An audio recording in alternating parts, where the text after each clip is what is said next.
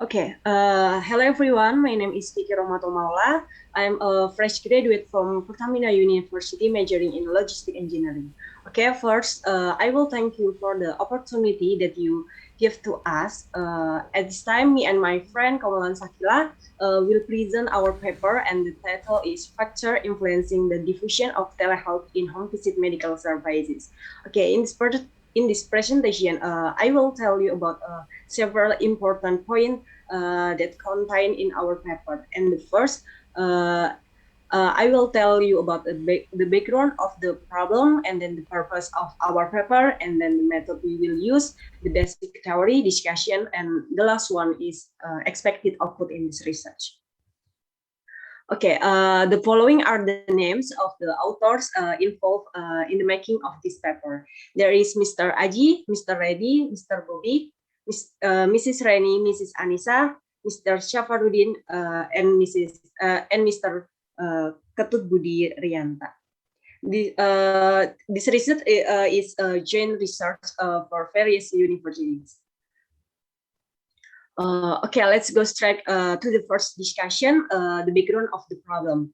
On March 11, 2020, the World Health Organization has declared that COVID-19 has become a global pandemic with more than 11,800 cases in 114 countries and 4,291 deaths. And one of the countries that affected this pandemic is Indonesia. Since March 2020, the entire healthcare system of hospital and medical practitioner, especially in Indonesia, is facing the challenges with the rapid spread of this COVID-19 virus. One of the efforts made by the Indonesian government to reduce the spread of the COVID-19 virus is by implementing large-scale social restriction or PSBB. The current situation requires us to do social distancing, lockdown, and reduced crowding. The existence of this regulation will certainly be a challenge that make many parties create new innovation in an effort to prevent the transmission of the virus, and one of which is in terms of providing healthcare services. Information and communication technology, or ICT, has now revolutionized life, which has changed the way we interact with each other in our daily lives and work. ICT is considered to have a great potential in facing the challenges that exist today, which are easily accessible, quality, and cost-effective. In this situation, it's difficult for patients to access hospital services during this pandemic, of course. With the various policy that apply in Indonesia, telehealth can be a solution in bringing together patient and healthcare service. At the start of this pandemic, the use of telehealth continued to increase as patient and healthcare providers seeking ways to access and provide safe healthcare. This can be seen from the increase in telehealth utilization in April 2020, which has 78 times higher than in February 2020. It can be seen on this graph that adoption of telehealth after COVID-19 pandemic was 38 times higher than before pandemic. However, currently in Indonesia, there are very few technology companies in the health sector that focus on providing health services as well as home visit for health workers. Therefore, based on the background, this research objective is analyzing the condition or factor that drive the successful adoption of telehealth in home visit medical services in Indonesia. And the method that we use to solve the problem is partial least square structural equation modeling. In the study, the basic theory uses combination of innovation diffusion theory, or we can call it with IGT, and information and communication technology, and we can call with ICTs. These two theories collaborate to solve the challenges that have been described. In general, identity is a theory that determines the influence of the public on a new innovation. There are several variables in if that have an influence on the acceptance of new innovation. This variable will be explained in the design framework section. In the next theory is ICTs, which means technology can help convey message with high accuracy so that there are no misunderstandings. ICTs will make communication and exchange of information more effective because there is no limit to sending message. Next. One result of the combination of the two theories is the presence of a telehealth platform. The platform is a technology-based facility created to efficiently bring together doctor and patients. At the facility, patients can submit complaints about their illness, and the doctor will immediately take action for this. Where the process occurs, the exchange of accurate information accurate information. If doesn't stop there, innovation develops to provide a more excellent service. It is a doctor home visit as an action that will be accepted by the patients. So that telehealth application are not only about communication and action of information, but also direct service from doctor to patient with the help of technology. The service offered by telehealth are expected to be able to improve health services without any limitation on the part of the patients. Next. This is the design of the proposed research framework. The variables involved in the research are purely from innovation diffusion theory. The first variables is relative advantage. Is an absolute advantage that will be obtained by the public. Compatibility is the suitability of the innovation to the large condition. So the new innovation must match to large condition and the hope the new innovation can answer the challenges. Complexity is benchmark for the complexity of new innovation offered to the public.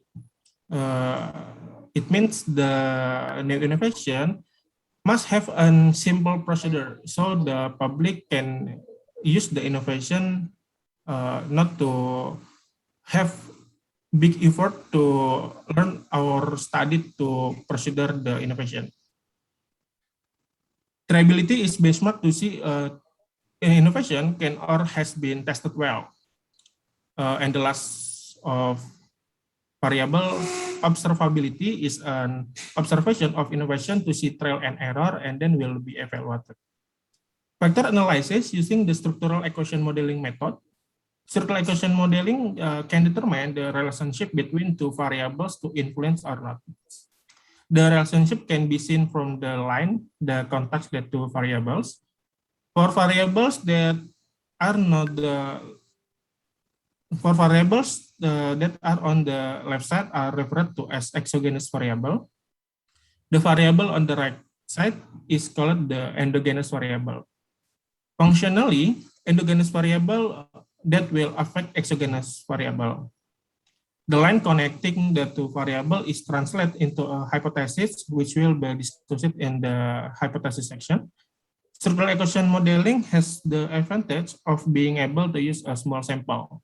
This happens because structural equation modeling can do bootstrapping. In simple terms, bootstrapping is repeating the sample for reprocessing so that the result can approximate to a population representation.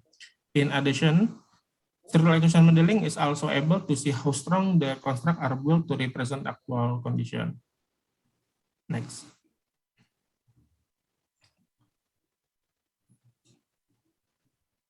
Okay. As previously explained, the hypothesis is translation of the model that has been built. Exogenous variable affect endogenous variable.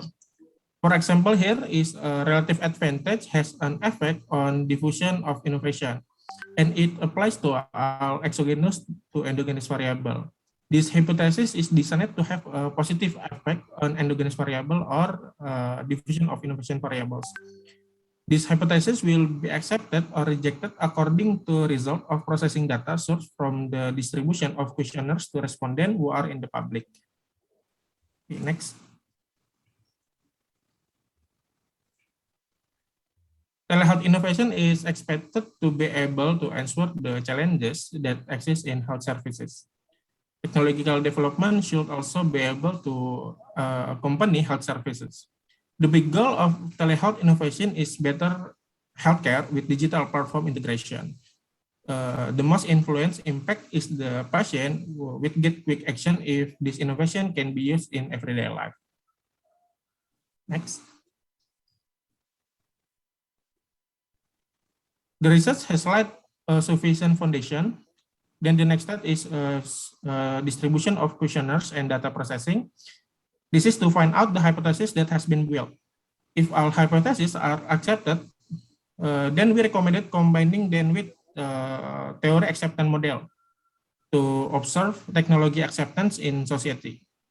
The factor that have been built will be input to the telehealth home visit concept that is being developed. Okay, this is our presentation. Sorry for any mistake.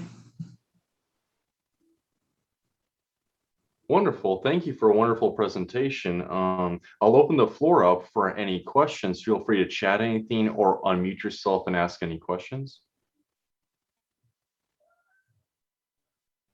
Okay, I do have one question. And this pertains to, I guess, I'm not sure if you know the answer to this, because in the US, we are starting to do a lot of telehealth kind of communications and home visits in the US. And the major issue in the US is that although it's possible to do this, some of the controlled substance drugs are hard to get prescribed for telehealth. So if you have maybe a common cold, it's very easy to get a prescription for just those types of drugs. But if you have maybe a serious illness, it's not very easy to get these types of drugs through telehealth. I'm wondering, did you see that same kind of issues? I'm guessing you base this on Indonesia as well. Did you see the same kind of issues there?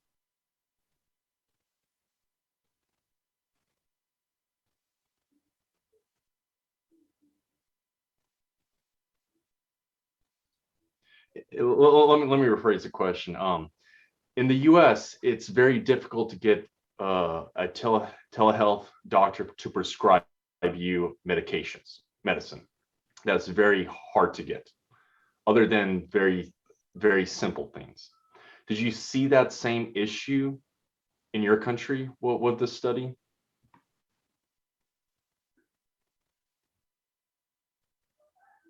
Okay, I'm not sure that I'm not sure that special drugs are a bit difficult in telehealth, but we are not